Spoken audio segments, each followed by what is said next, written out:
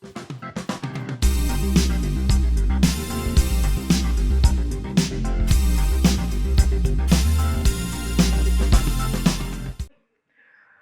topic is literature as resistance. Literature as resistance is important because it challenges injustice, questions power, and gives voice to the marginalized. Through stories, poetry, and drama, writers expose oppression, preserve identity, and inspire social and political change. For the session today, focusing on literature as resistance, we have two exceptional speakers. First up, we have Muhammad Hanif, who is a well known author whose award winning and best selling novels and plays often engage with political themes and critique themes that fit well with the idea of literature as resistance.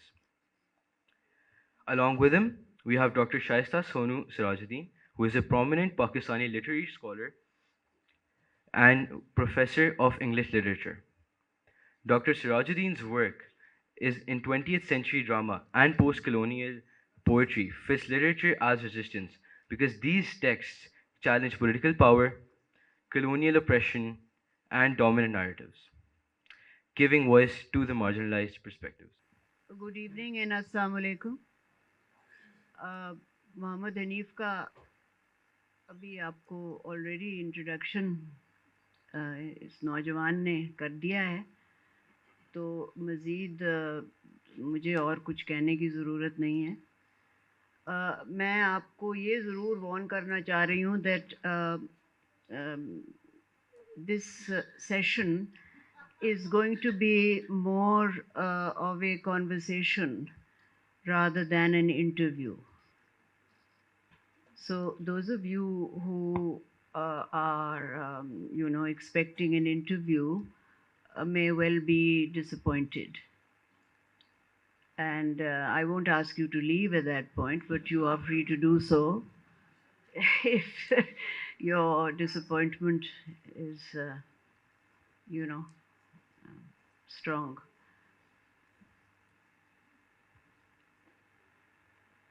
I had a short conversation with Hanif earlier, and we decided that it would be a kind of match between the two of us as to who would get the most to say. And the match would be with me trying to get him to talk as much about his work and him talking to me or asking me about my rather long experience of teaching in this town. So let's see who emerges as a winner.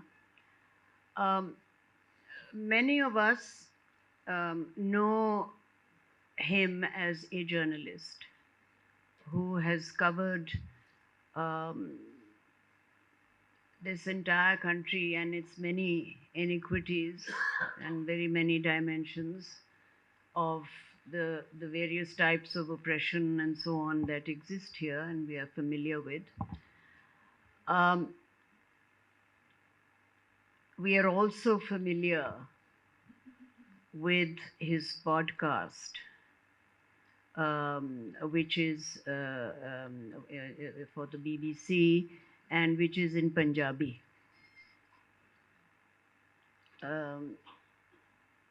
ਤੇ ਉਹ ਜਿਹੜਾ podcast ਜਿਹੜਾ ਹੈ ਨਾ ਉਹ ਪੰਜਾਬੀ ਜ਼ਬਾਨ ਦਾ ਬੜਾ ਸਵਾਦ ਆਉਂਦਾ ਹੈ।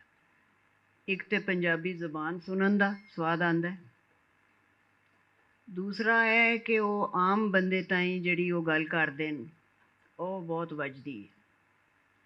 ਉਹ ਭਾਵੇਂ ਬਸੰਤ ਦੇ ਬਾਰੇ 'ਚ ਗੱਲ ਕਰਨ ਜਾਂ ਕ੍ਰਿਕਟ ਦੇ ਬਾਰੇ 'ਚ ਗੱਲ ਕਰਨ ਜਾਂ ਸਾਡੇ ਸਿਆਸਤਦਾਨਾਂ ਦੇ ਬਾਰੇ 'ਚ ਗੱਲ ਕਰਨ ਤੇ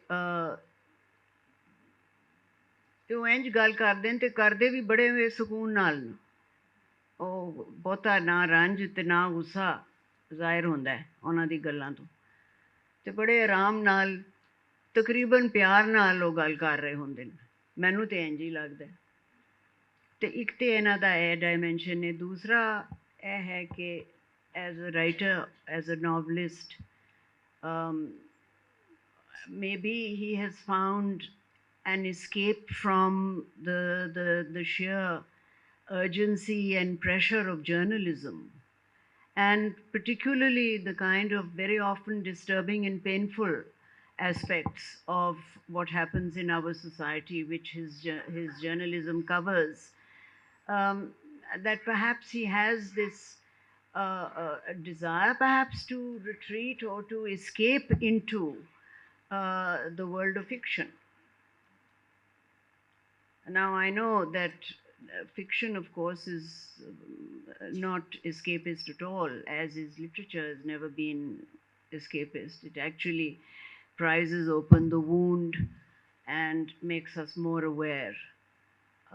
So, I'd like to ask him if there is a way in which his experience and his expertise as a journalist, if they how do they relate with his writing as a novelist?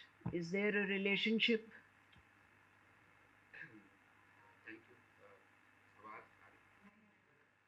ਤੁਸੀਂ podcast ਵਾਲੀ ਆਵਾਜ਼ ਕੋ ਦੋਨੋਂ ਉੱਚੀ नहीं ਹੁਣ आ रही हाँ बिल्कुल आ रही okay thank you Shasta can I call you Sonu बिल्कुल बुलाओ बिल्कुल okay Sonu so I was under the impression that I'm supposed to interview Sonu because she's such a legend in Lahore and I have some questions mm, for her which I will ask her. But my first, obviously, when you're supposed to interview somebody, you go through their bio. And I've always felt that Lahori Pada Likha elite are like, of two types. The ones who've been to Oxford and the others who've been to Cambridge. And Sonu has been to both. So I was like, okay, what am I going to ask her now? And then I understand these nice people who organize these festivals. They have to come up with names for these sections. So, so they said, suggest a name, and I kind of, can't think of anything. So I suggested, what about like Sex Lives of Lahoris? It's a Lahore festival. It's winter, you guys surely do something besides literature. And they said, no, we can't do that. We have to have literature and resistance. And I don't know, I'm a bit neem pada likha, neither Oxford nor Cambridge. So we have like simple associations with words. So resistance, I thought me, resistance, like free ticket, free coffee, like a warm hall, lovely people. Where is my resistance? So the first name that came to my mind was resistance. Oh, Marang Baloch. There used to be this. We have this doctor called. I'm sure बहुत पढ़ी लिखी होंगी. कुछ अदब उन्होंने नहीं पढ़ा होगा. And there is another one of her sisters who's not in jail yet, so I won't name her because.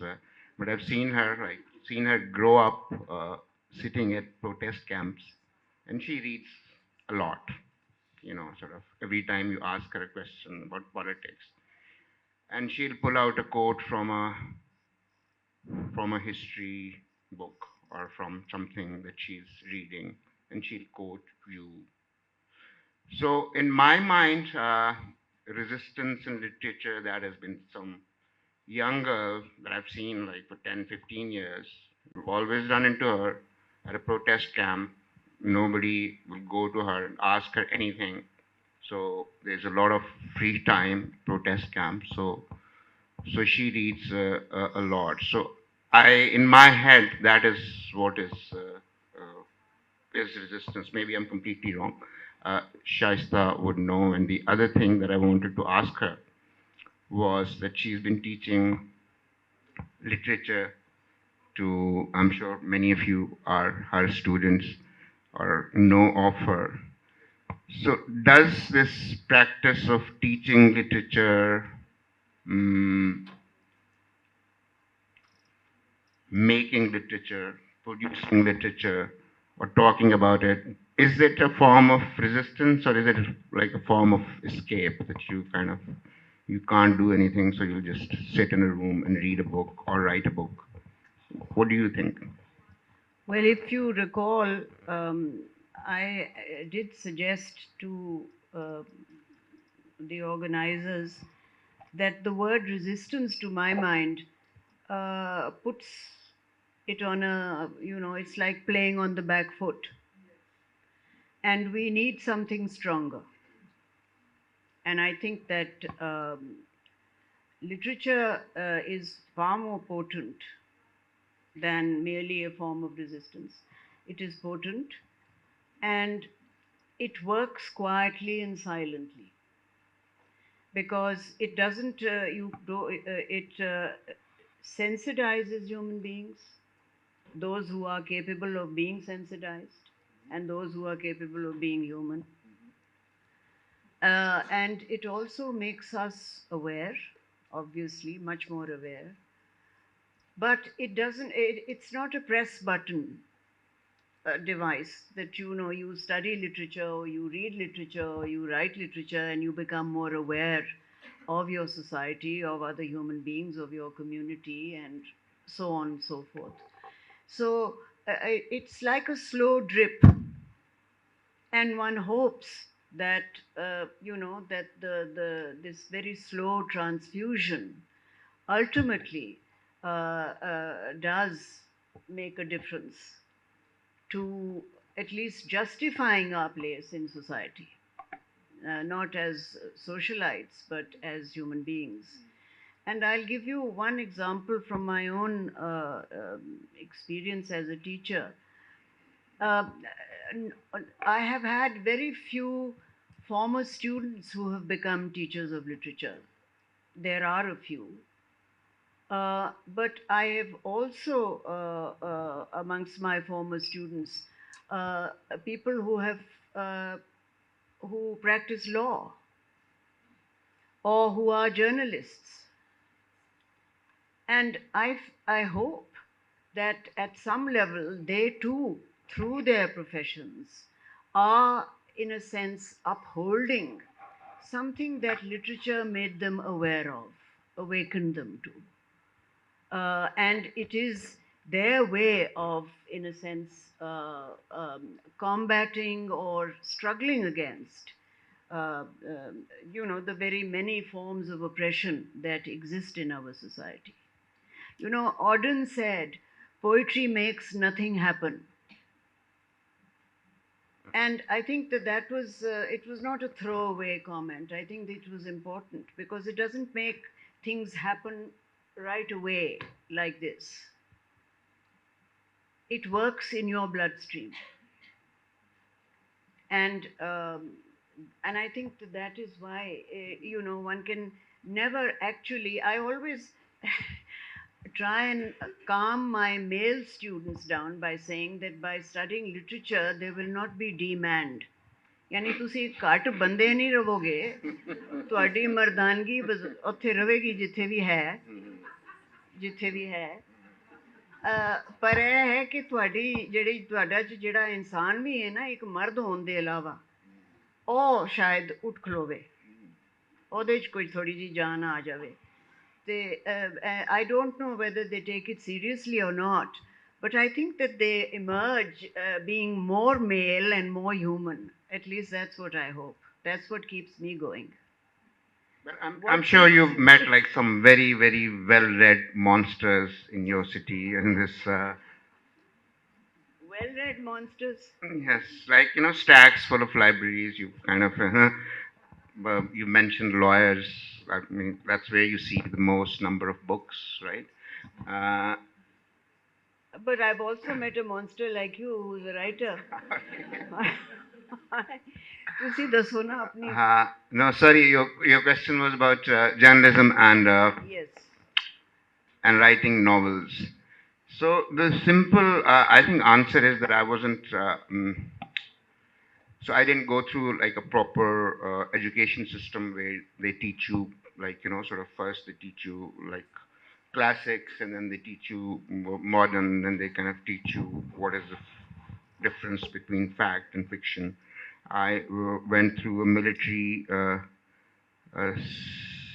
system of education where, what they teach you, they don't obviously teach you to read and write books, although some of them do end up writing books. Uh, so I had like no distinction between fact and fiction. I thought like writing is writing. You write, and then you kind of, you keep writing. And after having had that education, and I ended up in civilian life where I was lucky that I met a teacher who was my first editor. Uh, uh, her name was Razia Bhatti, and she was the first person who's very clear that it doesn't just matter that you have like a great story, you have a great scandal, or you're exposing a prime minister or your chief minister. But she was like always 3 a.m. calls about, commas, confused, like, sort of. Uh, so she taught me about the value of like not just having a story, but how to tell it. Uh, so I still remember like that my apprenticeship with her, that you've written a 10-page long story, and she would sit down with a scissor and a scotch tape and a red pen, always a red pen, and she would take like cut out a sentence like from page 7 and bring it to page 3, and then ask you, now does it read, how does it read now? And then she had like this really, God bless her, we shouldn't talk about this like that, but she had like this really annoying habit, because all of us write, all of us don't want to read it ourselves. Just like, somebody else, this is my masterpiece. And she would read a sentence, underline it, and she would say, oh, this reads so beautiful, but what the hell does it mean?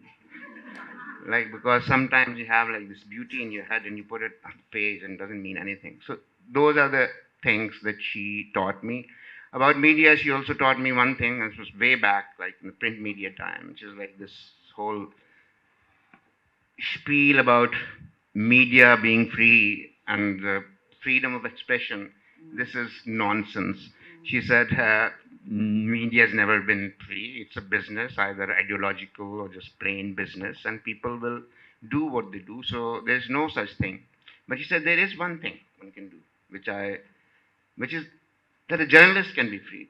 Media will never be free, but a journalist can always try and be, sort of push their editors, their owners, and try and be free.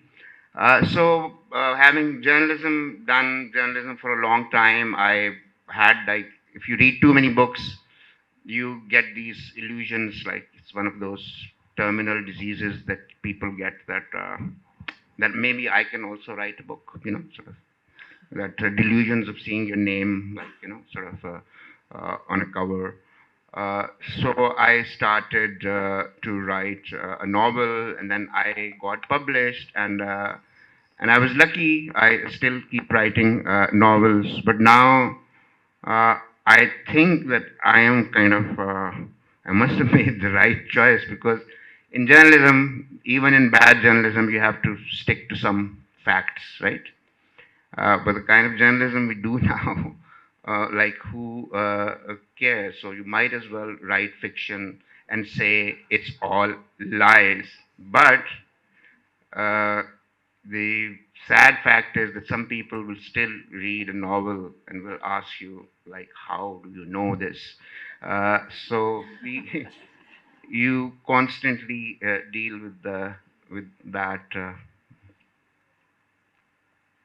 I just like to, some of you, most of you, many of you may be familiar with Hanif's novels. Mm. These are a few examples of his writing and the particular kind of flavor and insight that he brings to the written word. And I'll begin with Our Lady of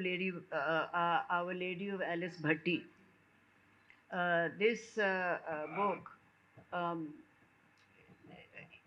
there are these wonderful choice descriptions and phrases um that I find really come very close to cinematic poetry, actually.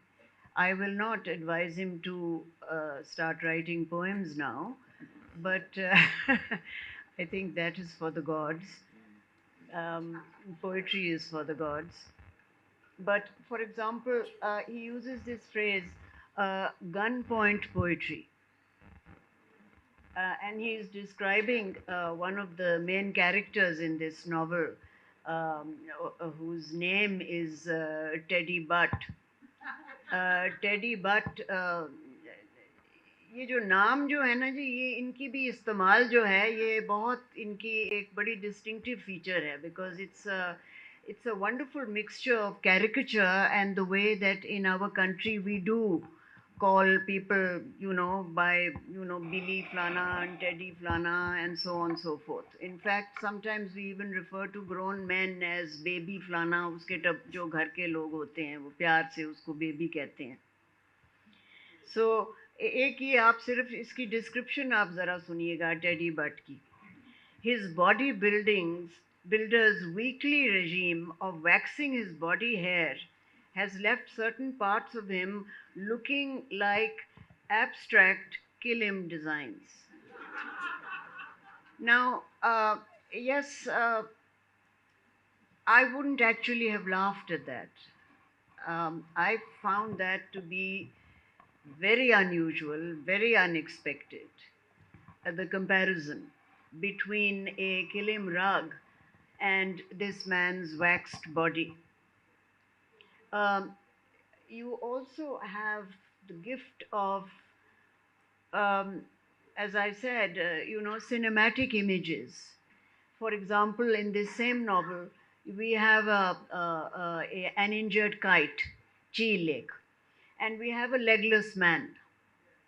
And there is a point in the novel where the two are put together in a single frame. Now, this interest with injured birds continues in Redbirds, because there we have an injured kite as well, which, human characters are wanting to fraudulently turn into a falcon. And then you have this there's this character, Sister Hina Alvi in the novel. And ਉਹ ਪਾਨ ਬੜਾ ਖਾਂਦੀ, ਹਰ ਵੇਲੇ ਉਹਦੇ ਮੂੰਹ 'ਚ ਪਾਨ ਹੁੰਦਾ. This is how he describes it: a pan rolled in fast forward. That really, it's such an active image. It's not like she rolled the pan swiftly in her mouth. A fast forward ala, and again it has to do with media and with things that we see and with cricket matches or what other things. So there is caricature in description and in nomenclature. You have Inspector Malangi, Teddy Butt, Sir Otho. Sir Otho is a doctor. He's an orthopedic doctor. ਤੇ ਉਹ ਹਸਪਤਾਲ 'ਚ ਉਹ Sir Otho ਬਣ ਜਾਂਦਾ ਹੈ. And I think what really, it's difficult to describe the way in which in this novel we have basically a Chudistan. ਉਹ ਜਿੱਥੇ ਜਿਹੜੇ ਚੂੜੇ ਜਿਹੜੇ ਨੇ, they are very eloquent. ਤੇ ਉਹ ਇਹ ਵੀ ਦੱਸਦੇ ਨੇ ਕਿ ਕਿਵੇਂ ਉਹ ਬਹੁਤ ਪਹਿਲੇ ਦੇ ਇੱਥੇ ਸੀ, ਇਸ ਤੋਂ ਪਹਿਲੇ ਕਿ ਅੰਗਰੇਜ਼ ਆਏ, ਤੇ ਇਸ ਤੋਂ ਪਹਿਲੇ ਕਿ ਆਰੀਅਨ ਆਏ, ਤੇ ਇਸ ਤੋਂ ਪਹਿਲੇ ਕਿ ਮੁਸਲਮਾਨ ਆਏ, ਚੂੜੇ ਜਿਹੜੇ ਸੀ ਨਾ ਉਹ ਇਸ ਥਾਂ ਦੇ ਸੀ. And there is this wonderful philosophical character, Joseph Bhatti. अब नाम भी आप देखें ना, इलाकाई नान साढ़े ना इलाकाई न, you can be Joseph because you have been converted to Christianity, लेकिन ਤੁਹਾਡਾ ਜਿਹੜਾ ਭੱਟੀਆਂ ਦਾ ਜਿਹੜਾ ਇਲਾਕਾ ਹੈ ਜਾਂ ਕੋ ਗੁਜਰ ਜਾਂ ਕੋ ਹੋਰ ਇਸ ਤਰ੍ਹਾਂ ਦੇ ਜਿਹੜੇ ਨਾਂ ਨੇ ਸਾਡੇ so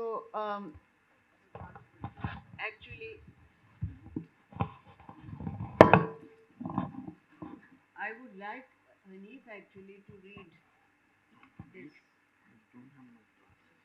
नहीं ਇਹ ਤਾਂ ਬਹਾਨਾ ਹੈ ਹੁਣ ਮੇਰਾ ਕਿ ਜੀ ਮੇਰੀ ਐਨਕ ਨਹੀਂ मैं कहानी ਤੁਹਾਡੀ ਸਾਡੀ ਕੋਈ ਨਹੀਂ ਮੈਂ ਕਹਾਣੀ ਮੈਂ ਲੈ ਕੇ ਆਇਆ ਸਾਂ ਮੈਂ ਉਹ ਸੁਣਾ ਦਿਆਂ ਪਹਿਲੇ ਉਸ ਤੋਂ ਬਾਅਦ ਅਸੀਂ ਰੀਡਿੰਗ ਕਰ ਲੈਨੇ हाँ because I thought that because my suggested title was rejected and we had to talk about literature and resistance, so I kind of kept thinking about it. Please, yes, please. This is what Joseph Bhatti has to say. Chudas were here before everything.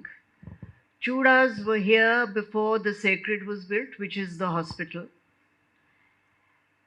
Before Yasu was resurrected, before Muslas came on their horses, even before Hindus decided they were too exalted to clean up their own shit.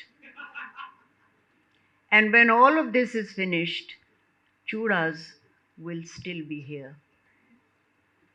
So I think that this kind of writing really speaks for itself. Thank you so much. Thank you. Can I go back to literature and resistance, please? It's been on my mind since I got here. I'm assuming that most of you are at least interested in literature or pretend to kind of, at least have read more than one book or bought more than one book. And I'm very interested, like the kind of people who end up in literature classes or who are like in libraries, because I used to be one like that. And what happens to them or what can happen to them, or can we call it resistance? And there's a question for you at the end of this little story. So this is the story of how many of you have heard the name of this literature student / literature teacher called Junaid? Please raise your hands if you have heard. Have you? How many of you have heard of this literature teacher Junaid Hafiz? So quite a few of you, right? And most of you probably know that he was sentenced to death a while ago, and he's been. Mike, abhi आवाज आ रही? ਤੁਸੀਂ ਬਹੁਤ ਨੇੜੇ ਨਾ ਰੱਖੋ अब आ रही? थोड़ा जिहा अब. Okay, so I'll start the story again. So there is this boy, मेरी उम्र के हिसाब से तो boy हुआ, जुनैद हफीज. So वो भी आपके शहर लाहौर में पढ़ने आए. So जिनको नहीं पता मैं उनको थोड़ी सी बैक स्टोरी सुना दूँ, because it is about literature and resistance. We are sticking to the topic, okay. And very bright student, Rajanpur से, जैसे वो बच्चे नहीं होते FSC में टॉप करते हैं और उनको किंग एडवर्ड मेडिकल कॉलेज में दाखला मिल जाता है. So he was studying medicine here. He studied for 2.5 years. And then he decided that he wanted to do what? Literature. जी, सही पहचाना आपने. So I had read about him, but I had never heard his voice. So I just was looking, and I found like a radio interview with him, जो उसने जवानी में, अभी भी जवान है लेकिन बहुत ही जवानी में उसने किसी रेडियो स्टेशन को दिया था. तो उसमें उससे पूछा गया कि भाई एक आप किंग एडवर्ड मेडिकल कॉलेज में, which is probably the most prestigious college, उसमें सबसे ब्राइट मेहनती बच्चे जो होते हैं, तो उसमें उसका दाखला हुआ, तो उसको लिटरेचर का शौक पैदा हो गया, जैसे हो जाता है। तो वो इंटरव्यू में ही वाज सेइंग कि मुझे लगा कि मेरी ज़िंदगी जो है बहुत लीनियर होगी, कि I will become a doctor, I will become a successful doctor, and that's what my life would be. And then he started reading poetry. And in his interviews, he says that I had a cubicle in my hostel, and I had this new PC, और उस पे उसने शायरी पढ़नी शुरू कर दी, and he decided, और ना सिर्फ शुरू कर दी, जो सबसे बड़ा क्राइम है कि उसने शायरी लिखनी भी शुरू कर दी। और उससे बड़ा हादसा ये होता है कि उसकी पहली नज़्म जो थी वो किसी मैगजीन में छप भी गई। वो थोड़ी देर के बाद मैं आपको वो नज़्म भी सुनाता हूँ, बिकॉज मैंने पहली दफ़ा वो खुद सुनी है। And then he got into like bright bachas who he got a Fulbright scholarship. So he went to America to some college, studied literature, theater, came back to Multan, started doing his MPhil, and as they do, became like a part-time teacher, same thing, where he said something in his class for which he was accused of that thing that cannot be named, and then he was arrested, and for last 13 years uh, he was tried and sentenced to death. His lawyer who was pleading his case was murdered, yes, and since then he's been in solitary uh, confinement. Because, why is he in solitary confinement? Because that his fellow prisoners could kill him. Now, any of you have any idea that what is it that he did? Anybody in this room who are all sort of assuming people who are interested in literature and read literature or some of it. You have an idea? Please say, yeah. I read the proceedings, Mm-hmm. and there is a mention of what he taught, and in inverted commas, geometry of God is written, so things have been taken out of context. Mm-hmm. So a lot of what he was doing in his classroom, that उस साहब ने तो बुल्ले शाह ਨੂੰ 4 दफा फांसी हो जानी चाहिए थी लॉ, ठीक है ना, मतलब वो तो कोई बात नहीं है. So what I'm coming back to is that literature and resistance. So I listened to his poem in his own voice. And can I read like tiny bit of it? He's like an 18, 19-year-old bright student from Rajanpur, मेहनत करके रट्टे लगा के king Edward medical college में पहुंचा है. 2.5 साल में उसको मजा नहीं आ रहा, which happens quite a lot, people like so he starts writing poetry, right? So this is his poem, and it's called To You. Hey you, yes you got all the hues, you are the sky and I'm the sea. I see you in my reflection, we both seek perfection. I can't yell, but I can still tell. I can still tell it's you and you.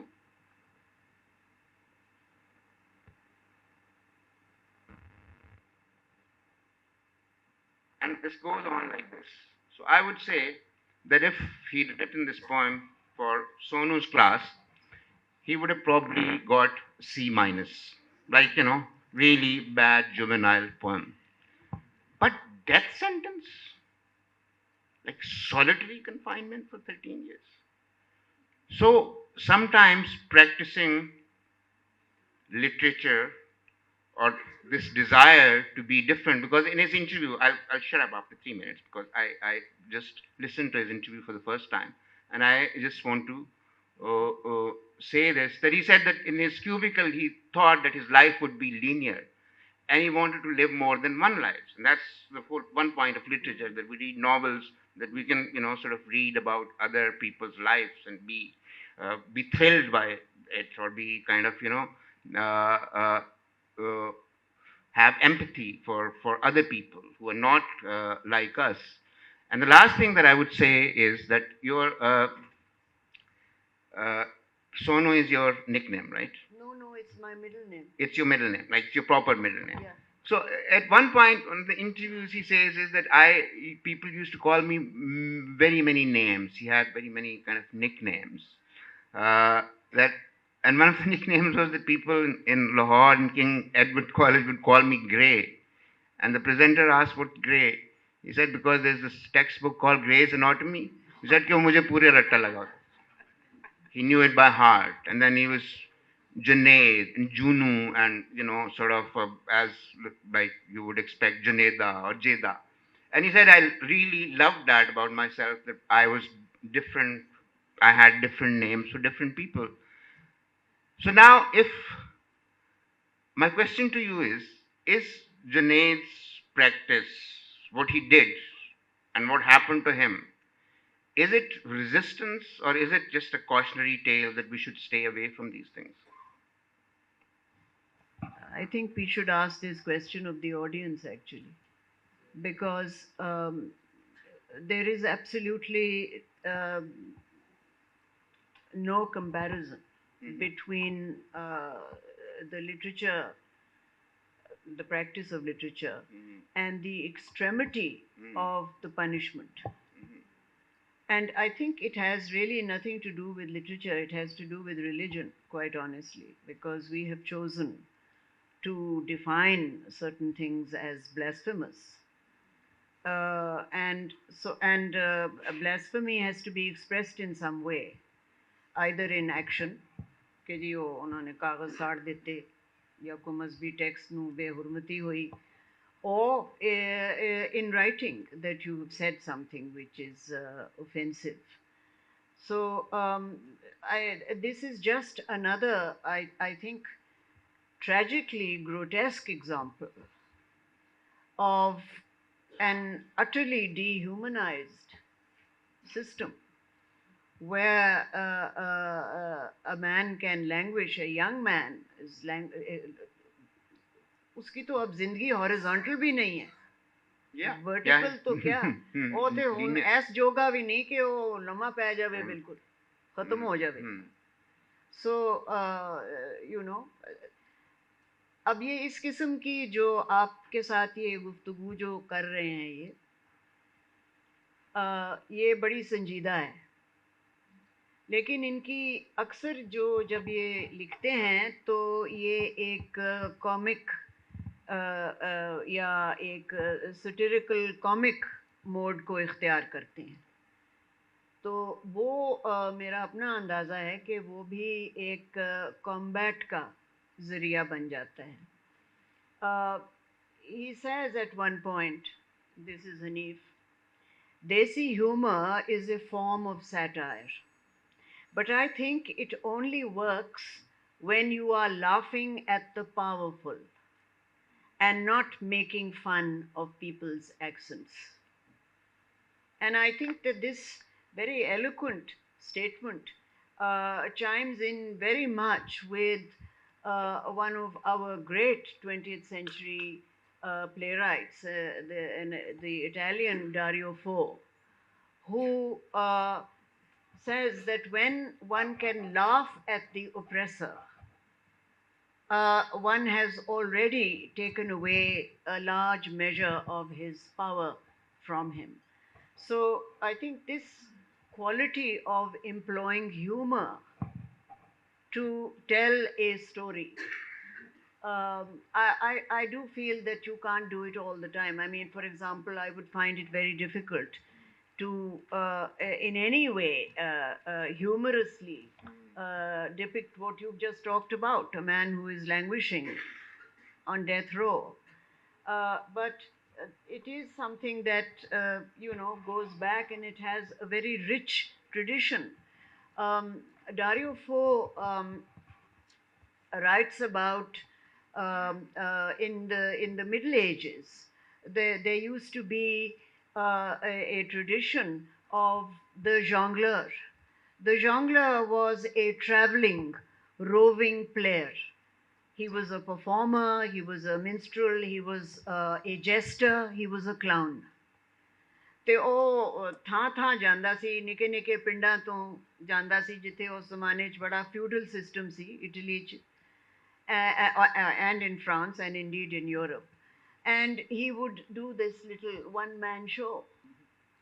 ਤੇ ਉਹ ਇੰਨਾ poplar ਹੋ ਗਿਆ ਕਿ ਜਿਹੜੀ ਉਹਨਾਂ ਦੀ ਐਰਿਸਟੋਕ੍ਰੇਸੀ ਸੀ, ਉਹਨਾਂ ਦੀ ਜਿਹੜੀ ਬੂਰਜਵਾਜ਼ੀ ਸੀ, ਉਹਨਾਂ ਦੀਆਂ ਬੁੱਢੀਆਂ ਕਹਿੰਦੀਆਂ ਸੀ ਕਿ ਵੀ ਅਸੀਂ ਵੀ ਇਹ ਡਰਾਮਾ ਵੇਖਣਾ ਹੈ।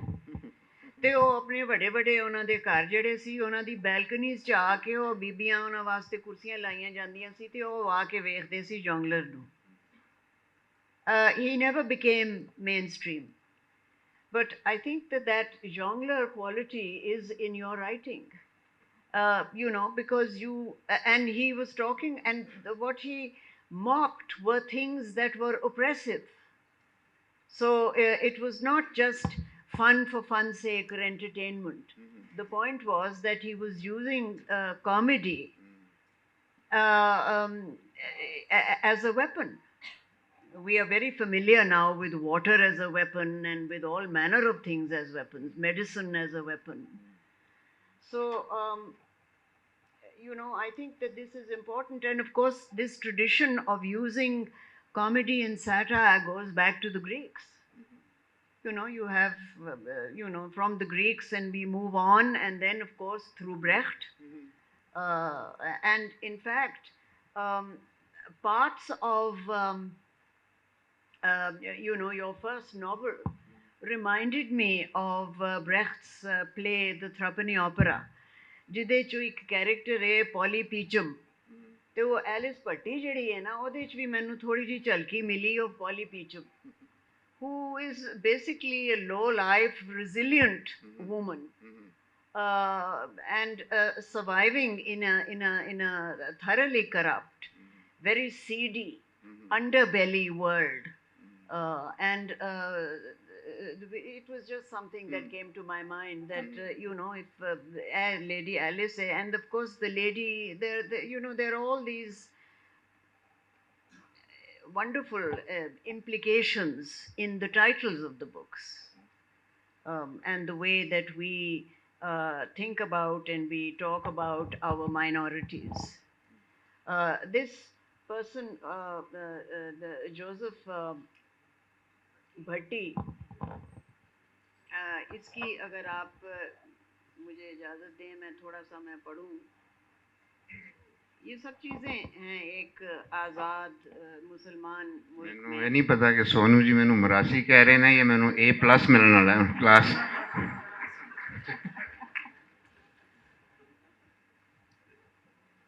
This is Joseph Bhatti.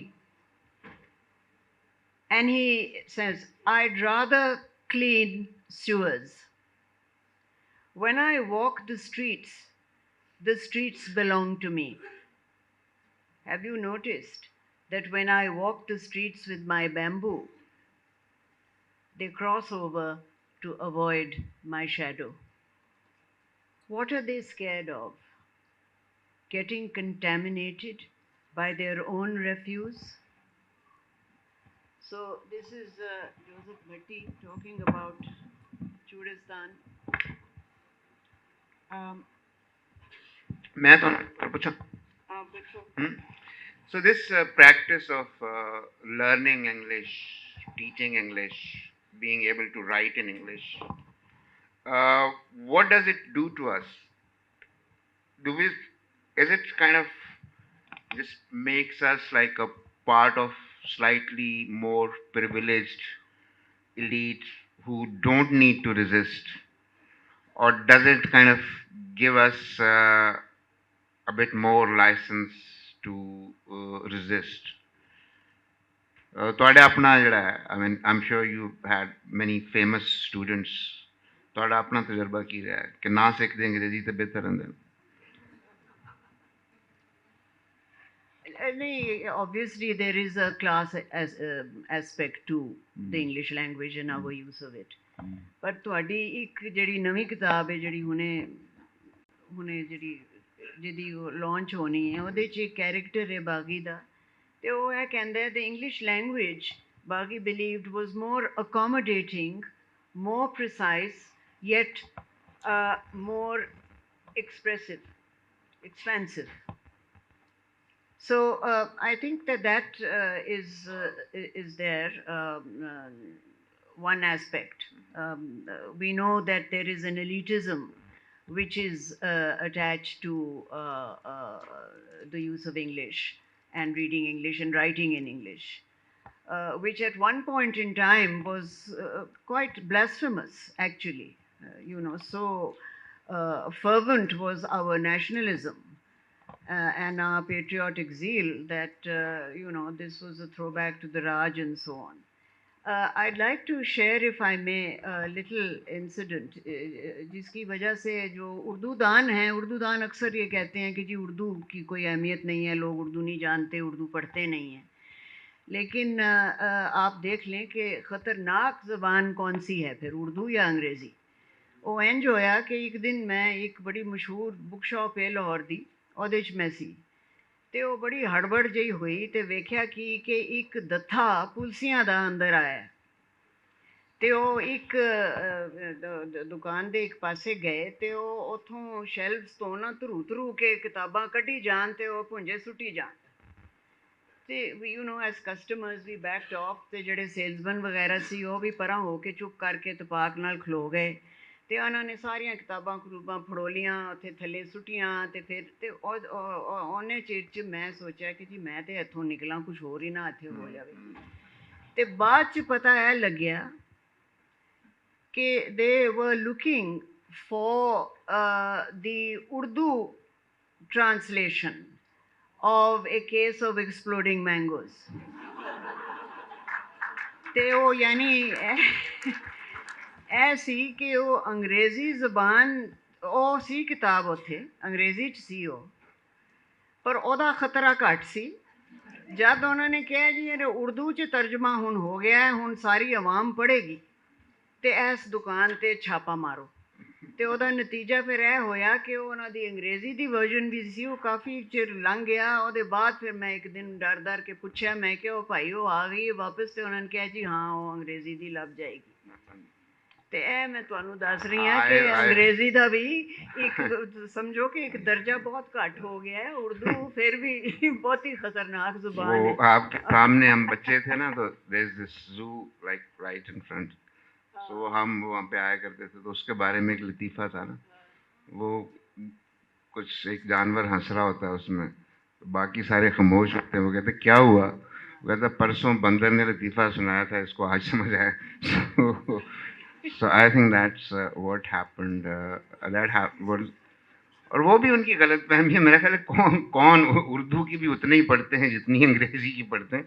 So I think that was kind of ऐसे ही ज़्यादा जो है वो हम अपनी मादरी ज़ुबान में ज़्यादा कौमी ज़ुबान नहीं, मादरी ज़ुबान तो नहीं, कौमी ज़ुबान में हम ज़्यादा जो क्या कहते हैं हसास हो जाते हैं.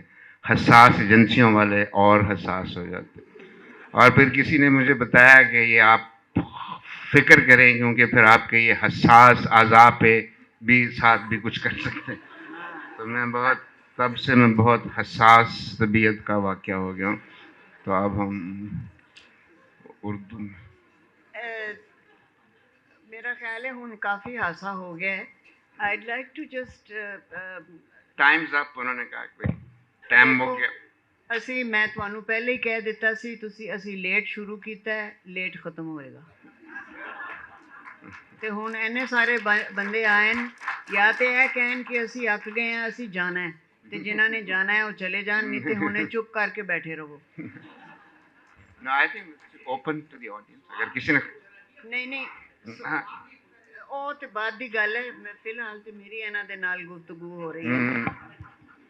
ਇਹਨਾਂ ਦੀ ਰੈਡ ਬਰਡਸ ਜਿਹੜੀ ਕਿਤਾਬ ਹੈ, that draws on his experience and his knowledge of the Air Force and of flying.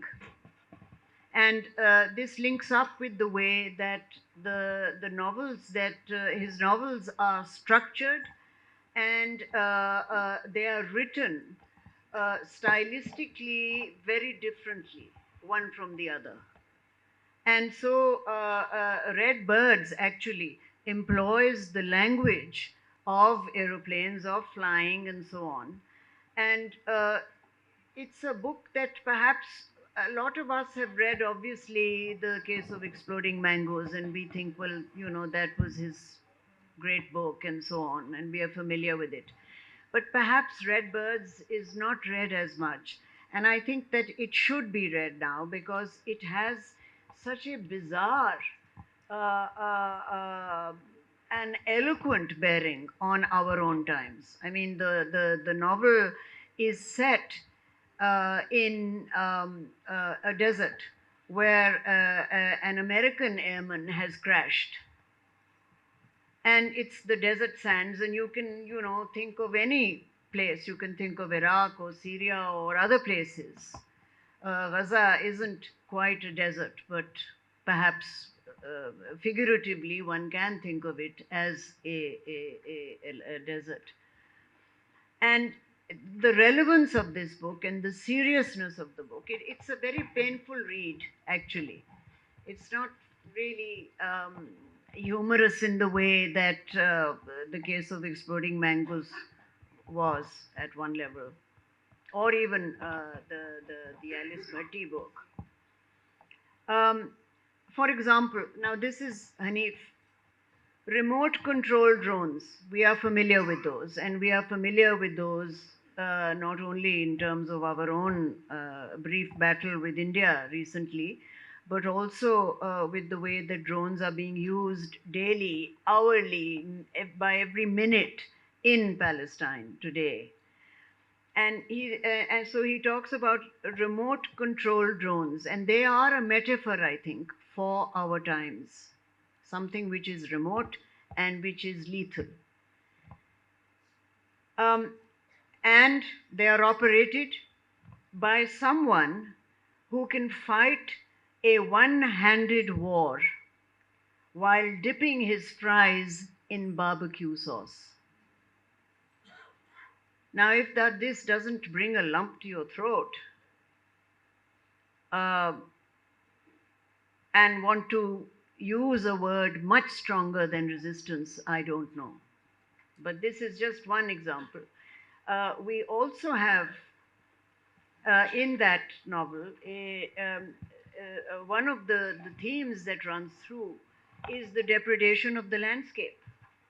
And there is this dry crater in the middle of these sands, and this wretched American is trying to find water. And this crater was once a waterfall. So, you know, maybe I should now ask Hanif if, you know, in the environment and the depredation of the environment, wherever it may be, is also one of the things that ties in with his exposure of a dystopic world, a dystopic society, not just our own, but elsewhere. So there is, and it of course linked up to my mind as a teacher of the lone and level sands stretch far away, which is, you know, a line from this great poem Ozymandias by Shelley, which is also about how ultimately how impermanent and how fragile and weak power is. So this links up with your you know, the theme of using comedy as a source of disempowering the oppressor, taking some power away from the oppressor.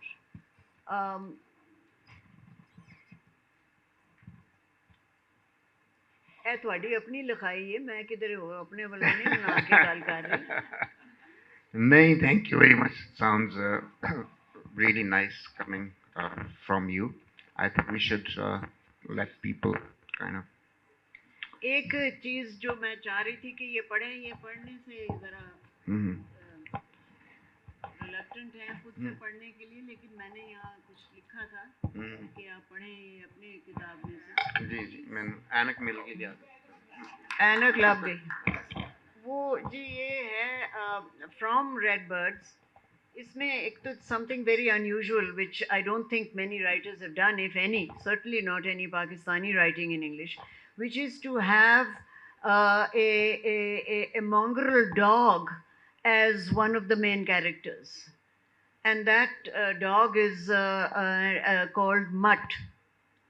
And I know, I don't know how many people in the audience know this, but I do know about Hanif that he has a special soft corner for mutts. I'm not going to go down that road now, but this is something that I think a lot of people wouldn't know about him. And I'd like him to read actually.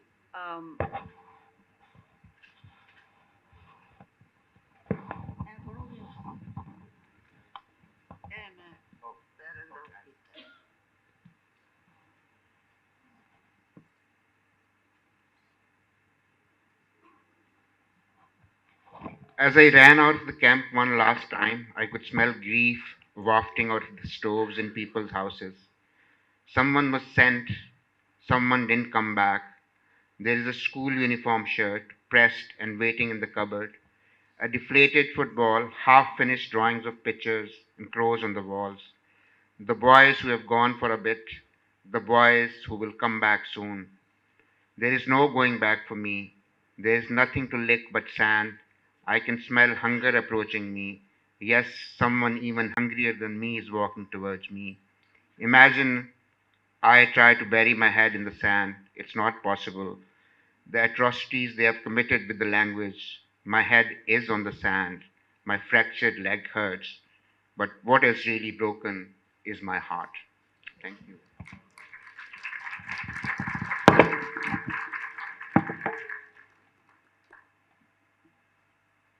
Should we open? एक minute. Last movie. This is Mutt, right at the end. I am up here in the crane box, a heap of red dust at my feet. I can't wield a dagger, but my teeth are fine. I'm going down now, my stomach in my throat, my heart pumping in slow motion. The lights might be fading now, but I know I am going home. I've had a long, eventful life, but only one image sticks. I am a puppy fighting an army of vicious cats, and Bro Ali takes me from the street, nestles me in his lap, covers me with a little blanket, and feeds me goat milk from a baby bottle. I can smell Momo's own childhood on that baby bottle. I hope we are going home. I'd just like to very quickly, since you are a hostage class, ਇਹਨਾਂ ਦੇ podcast 'ਚ ਅਕਸਰ ਇਹ ਕਹਿੰਦੇ ਨੇ, ਸ਼ੁਰੂ ਜਦ ਕਰਦੇ ਨੇ ਕਿ ਉਹ ਉਕਾੜੇ ਤੋਂ ਇਹਨਾਂ ਦਾ ਪੈਦਾਇਸ਼ੀ ਤਾਲੁਕ ਹੈ। ਤੇ ਪੋਡਕਾਸਟ ਸ਼ੁਰੂ 'ਚ ਕਹਿੰਦੇ ਨੇ ਕਿ ਜਦ ਅਸੀਂ ਛੋਟੇ ਛੋਟੇ ਹੁੰਦੇ ਸੀ ਤੇ ਸਾਡੇ ਵੱਡੇ ਜਿਹੜੇ ਸੀ ਉਹ ਇਹ ਫਲਾਣੀ ਸ਼ੈ ਦੱਸਦੇ ਸੀ ਜਾਂ ਕਹਿੰਦੇ ਸੀ। ਤੇ ਮੈਨੂੰ ਦਿਨ ਬ ਦਿਨ ਹੁਣ ਯਕੀਨ ਹੁੰਦਾ ਜਾ ਰਿਹਾ ਹੈ ਕਿ ਉਕਾੜੇ ਦੀਆਂ ਆਉਣ ਵਾਲੀਆਂ ਨਸਲਾਂ ਜਿਹੜੀਆਂ ਨਾ ਉਹ ਇੱਕ ਦਿਨ ਕਹਿਣਗੀਆਂ ਕਿ ਉਹ ਇੱਕ ਸਾਡਾ ਇੱਕ ਸਿਆਣਾ ਹੁੰਦਾ ਸੀ ਤੇ ਉਹ ਇੰਝ ਕਹਿੰਦਾ ਸੀ। Thank you.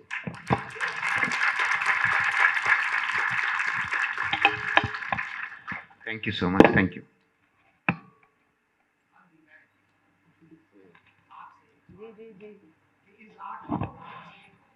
there such thing as art for art's sake? Without any adjectivity. Number एक आपसे सवाल ये है कि सलमान रश्दी का जो इशू है क्या इशू है उसका? satanic verses अल्लाह ना करे तुसी पढ़ी जाके 2 नफल पढ़ो घर तौबा करे ਉਹਨੇ ਵੀ ਉਹਨੂੰ ਹੌਂਟ ਕਰ ਰਹੀ ਉਹਨੂੰ ਹੌਂਟ ਕਰ ਰਹੀ नफल तुसी पढ़ो कर ਉਹ ਠੀਕ है ਮੈਂ ਨੰਬਰ ਪੜ੍ਹ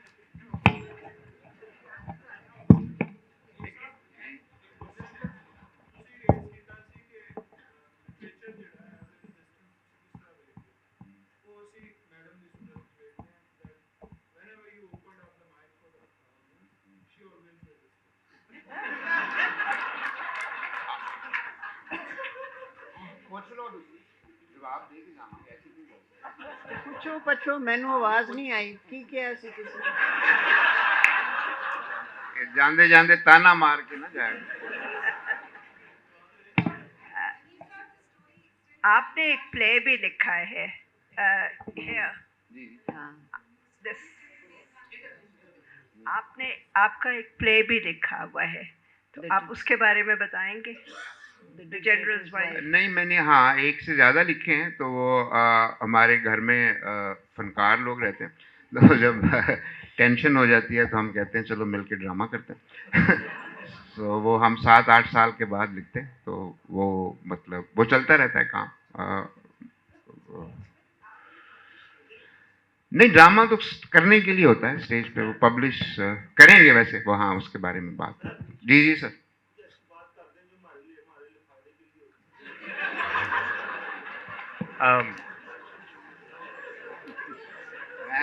मैं दुआ करांगा घर में Assalamu alaikum.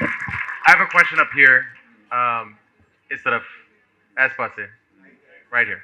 I wanted to say I don't think I could read literature as resistance without commenting on language as resistance. I think when you first started, Ms. Wong, when you first spoke and you used Punjabi, I think there was a little bit of laughter in the crowd Yeah. because we're so not used to seeing the custodians of the English language use Punjabi in a space like this. And I think that for me was the biggest resistance, was to see that you made a space and created a space for everyone. It's the democratization of the space. So it really was just a comment to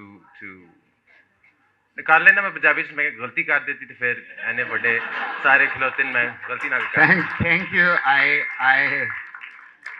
thank you that sounds really nice but please don't forget I have like no idea you talked about space I have like no idea what is the space situation like with either Mahrang Baloch or our literature nerd Junaid Hafiz. So yes, we have like a warm, nice space. Thank you for coming, but let's never forget that, you know, where the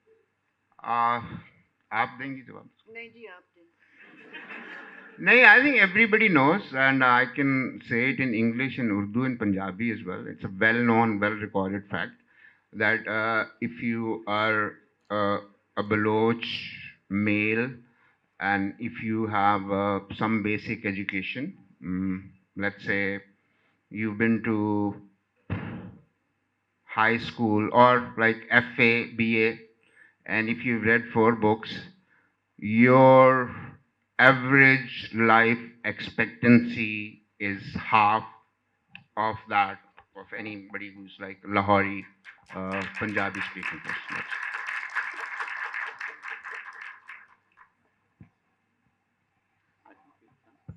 Yeah. Thank you so much. Thank you guys. बहुत शुक्रिया.